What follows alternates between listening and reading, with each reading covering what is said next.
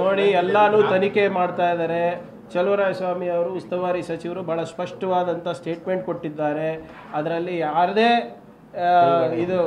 Involvement ಇದ್ರೂ ಕೂಡ ನಿರ್ದಾಕ್ಷಿಣ್ಯವಾಗಿ ಕ್ರಮ ತಗೋತಾರೆ ಅಂತ. ಈಗ BJP ಅವರು ಎಲ್ಲನೂ ಹೇಳ್ತಾ ಇದ್ದಾರೆ. BJP ಅವ್ರಿಗೆ ಹೆಂಗೆ ಗೊತ್ತಿವೆಲ್ಲ? ಅವ್ರು ಇಲ್ಲಿವರೆಗೂ ಹೇಳಿದ್ದೇನೇನು ಎಲ್ಲನೂ ಸತ್ಯ ಆಗಿದೆಯಾ? ಆ ಪರೇಶ್ ಮೇಸ್ತಾ ಕೇಸ್ನಲ್ಲಿ ಏನೇನು ಹೇಳಿದ್ರು ಇವರೆಲ್ಲರೂ? ಏನು ಬಂತು? ಅದಕ್ಕೆಲ್ಲ ಉತ್ತರ ಕೊಡ್ತಾರ BJP ಅವರು? ಪರೇಶ್ ಮೇಸ್ತಾನೇ ಮರ್ತೋಗ್ಬಿಟ್ಟಿದ್ದಾರೆ. ಈಗ ಇವ್ರಿಗೆಲ್ಲ ಏನಾಗ್ಬಿಟ್ಟಿದೆ, ಈ ಕೋಪ ಗಲಭೆ ಎಲ್ಲೆಲ್ಲೇ ಆಗ್ತದೆ ಅಲ್ಲಿ ಮಾತ್ರ ಇವ್ರು ಬೇಳೆ ಬೇಯಿಸ್ಕೊತಾರೆ. ಯಾಕೆ ಮಿಕ್ಕಿದ ಬಗ್ಗೆ ಮಾತಾಡೋದಿಲ್ಲ? ಏನು ಸತ್ಯಶೋಧನಾ ಸಮಿತಿ ತಗೊಂಡು ಹೋಗ್ತಾ ಇದ್ದಾರಂತೆ. ಬರಗಾಲ ಬಂದಾಗ ಹೋಗಿದ್ರೇನ್ರಿ ಇವರು?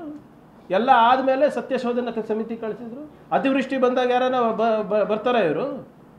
ಬರೇ ಎಲ್ಲಿ ಬೆಂಕಿ ಹಚ್ಚಲಿಕ್ಕೆ ಅವಕಾಶ ಇರ್ತದೆ ಅಲ್ಲಿ ಹೋಗಿ ಇವರು ಇದು ಮಾಡ್ತಾರೆ ಸತ್ಯಶೋಧನಾ. ಪೋಸ್ಟ್ಪೋನ್ ಆಗಿದೆ ಅಲ್ಲ ಇವಾಗ, ಇದರಿಂದ ಒನ್ ಬೈ ಒನ್ ಸರ್. ನಾಗಮಂಗಲ್ ಘಟನೆಯಲ್ಲಿ ಯಾಕೆ ಕಾಂಗ್ರೆಸ್ ಅಂದ್ರೆ ಸರ್ಕಾರದ ಮೇಲೆ ಕೆಟ್ಟ ಸರಿ ಯಾಕೆ ಬರ್ತಾ ಇದೆ? ಏನಾದ್ರೂ ಕುಮ್ಮಕ್ಕಿದೆಯಾ ಅಂತ ಪ್ರಶ್ನೆ. ನೋಡಿ, ಎಲ್ಲೇ ಇಂಥ ಘಟನೆಗಳಾದ್ರೂ ಆ ಎಂಟೈರ್ BJP ಎಕೋಸಿಸ್ಟಮ್ ಬಂದ್ಬಿಡ್ತದೆ. ಅದು ಸತ್ಯ ಏನು ಸುಳ್ಳೇನು ಅದೇನು ನೋಡೋದಿಲ್ಲ. ಹೆಂಗೆ ನೋಡಿ, ಗಣೇಶನ ಮೂರ್ತಿ ಬಗ್ಗೆ ಹೇಗೆ ಪ್ರಧಾನಮಂತ್ರಿನೂ ಮಾತಾಡೋಕ್ಕೆ ಪ್ರಾರಂಭ ಮಾಡಿದ್ದಾರೆ. ಪ್ರಧಾನಮಂತ್ರಿ ಈಗ ಅಷ್ಟು ಅರಿವಿರುವಂಥ ಪ್ರಧಾನಮಂತ್ರಿ ಯಡಿಯೂರಪ್ಪ ಅವ್ರ ಕೇಸ್ ಬಗ್ಗೆ ಗೊತ್ತಿಲ್ವಾ? ಅದ್ರ ಬಗ್ಗೆ ಯಾಕೆ ಮಾತಾಡಲ್ಲ? ಮುನಿರತ್ನ ಏನು ಹೇಳಿದ್ದಾರೆ ದಲಿತರ ಬಗ್ಗೆ, ಒಕ್ಕಲಿಗರ ಬಗ್ಗೆ, ಹೆಣ್ಮಕ್ಳ ಬಗ್ಗೆ, ಅದು ಹೋಗಿರೋದಿಲ್ವಾ? ಅದು ಹೋಗಿರಲ್ವಾ ಮೋದಿಯವರಿಗೆ? ಮೋದಿಯವರಿಗೆ ಬೆಂಗಳೂರಿನಲ್ಲಿ ಗಣೇಶ ಮೂರ್ತಿಗೆ ಏನಾಗಿದೆ ಅಂತ ಗೊತ್ತಿದೆ. ಆದರೆ ವಿರೋಧ ಪಕ್ಷದ ಮೇಲ್ಮನೆ ನಾಯಕರು ಏನು ಮಾಡಿದ್ದಾರೆ ಗೊತ್ತಿಲ್ಲ. ಇಲ್ಲಿ ಅವರ ಮಾಜಿ ಮುಖ್ಯಮಂತ್ರಿಗಳು ಏನು ಮಾಡ್ತಾ ಇದ್ದಾರೆ ಗೊತ್ತಿಲ್ಲ. ವಿಜೇಂದ್ರ ಅವ್ರ ಮೇಲಿರುವಂಥ ಕೇಸ್ ಬಗ್ಗೆ ಗೊತ್ತಿಲ್ಲ.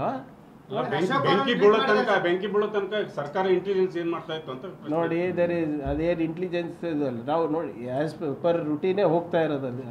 ಅದೇನೋ ಮೆರವಣಿಗೆ ಅಲ್ಲ, ಇದು ಏನೋ ಒಂದು ಆಗಿದೆ. ಅದಕ್ಕೆ ಅದ್ರ ಕ್ರಮ ತಗೋತಾ ಇದ್ದೀವಿ. ಈಗ ನೋಡಿ, ಇದೆಲ್ಲ ಈ ಗಲಭೆ ಬಗ್ಗೆ ಈಗಾಗಲೇ ತನಿಖೆ ನಡೀತಾ ಇದೆ.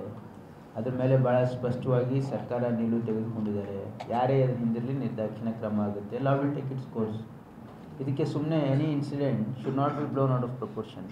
ಇದು ರಾಜಕೀಯವಾಗಿ ಅದನ್ನು ಬೆಳೆ ಬಯಸ್ಕೊಡ್ತಕ್ಕಂಥ ಕೆಲಸ ವಿರೋಧ ಪಕ್ಷ ಮಾಡಬಾರ್ದು. ಯಾವುದೇ ಒಂದು ಘಟನೆ ಸಮಾಜದಲ್ಲಿ ಒಡಗ್ತರ್ತಕ್ಕಂಥ ಒಂದು ಘಟನೆ ಆದರೆ ಆ ಘಟನೆ ಹಿಂದೆ ಯಾರಿದ್ದಾರೆ ಬೇಕಂತ ಮಾಡಿದಾರೋ ಆಕಸ್ಮಿಕ ಆಗಿರ್ತಕ್ಕಂಥದ್ದು ಸರ್ಕಾರ ಪರಿಶೀಲನೆ ಮಾಡ್ತದೆ. Law will take its course.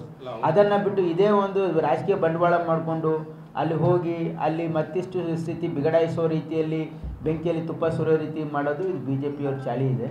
ಇದು ಇಡೀ ರಾಜ್ಯದ ಜನರಿಗೆ ಗೊತ್ತಿದೆ. ಅದರಿಂದ ಅವ್ರಿಗೇನು ರಾಜಕೀಯ ಲಾಭ ಆಗಕ್ಕೆ ಹೋಗೋದಿಲ್ಲ. ಯಾಕಂದರೆ ಅವ್ರದ್ದೆಲ್ಲ ಬಣ್ಣ ಬಯಲಾಗಿದೆ. ನೋಡಿ, ಅವರಿಗೆ ಮೊದಲನೇ ಬಾರಿಗೆ 2013ರಿಂದ 18ರವರೆಗೆ 2008ರಿಂದ 13ರವರೆಗೆ ಹ್ಯಾಕ್ ಸರ್ಕಾರ ನಡೆಸಿದ್ರು ಗೊತ್ತಿದೆ, ಜನರು ನೋಡಿದ್ದಾರೆ.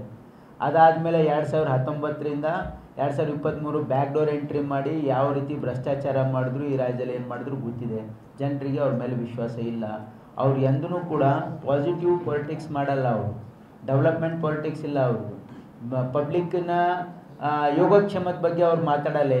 ಎಲ್ಲಿ ನೋಡಿದ್ರು ಕೂಡ ಇಂಥ ಸಮಾಜನ ಒಳಗೆ ಮಾಡ್ತಕ್ಕಂಥದ್ದು, ಸಮಾಜದಲ್ಲಿ ಜಗಳ ಹಚ್ತಕ್ಕಂಥದ್ದು, ಬೆಂಕಿ ಹಚ್ತಕ್ಕಂಥದ್ದು, ಅದೇ ಒಂದು ಬಂಡವಾಳ ಮಾಡಿಕೊಂಡು ಏನೋ ಈ ರಾಜಕೀಯ ಪಕ್ಷ ಏನು ಜೀವಂತ ಇದೆಯಲ್ಲ BJP, ಇದು ಭಾಳ ದಿನ ಈ ರೀತಿ ಅವ್ರು ರಾಜಕೀಯ ಮಾಡಿದ್ರೆ ಭಾಳ ದಿನ ಅವರು ಜೀವಂತವಾಗಿ ಇರಲ್ಲ.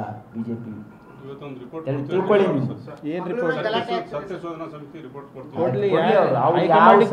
ಸತ್ಯಕ್ಕೆ ಅವ್ರಿಗೆ ಸಂಬಂಧನೇ ಇಲ್ಲ. BJP ಅವರಿಗೆ ಸತ್ಯಕ್ಕೆ ಸಂಬಂಧನೇ ಇಲ್ಲ.